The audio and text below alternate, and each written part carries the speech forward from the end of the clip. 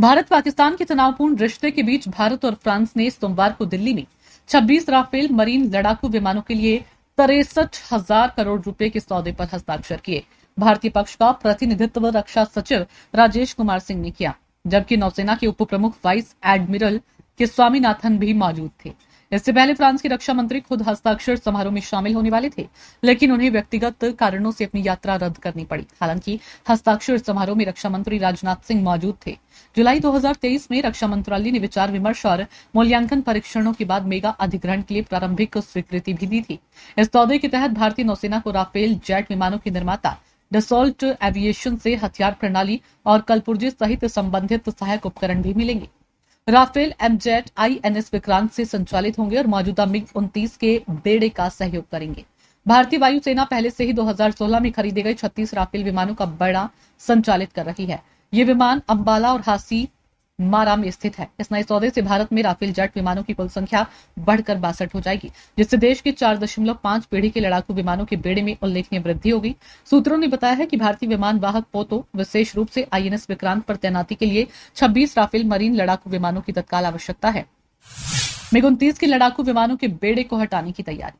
बता दें कि खराब प्रदर्शन और रखरखाव संबंधी मुद्दों के कारण मिग 29 के लड़ाकू विमानों के मौजूदा बेड़े को हटाने की तैयारियां की जा रही है। 9 अप्रैल को समिति ने सबसे बड़े रक्षा सौदे को दी थी मंजूरी। भारत ने इस महीने की शुरुआत में 9 अप्रैल को प्रधानमंत्री नरेंद्र मोदी की अध्यक्षता में सुरक्षा पर कैबिनेट समिति की बैठक के दौरान 26 राफेल समुद्री लड़ाकू विमानों के लिए अपने सबसे बड़े रक्षा सौदे को मंजूरी दी थी। इस अनुबंध में 22 सिंगल सीटर और 4 ट्विन सीटर जेट शामिल है। साथ ही बेड़े के रखरखाव, रसद सहायता, कर्मियों के प्रशिक्षण और स्वदेशी घटक निर्माण के लिए एक व्यापक पैकेज भी शामिल है। राफेल मरीन की खासियत।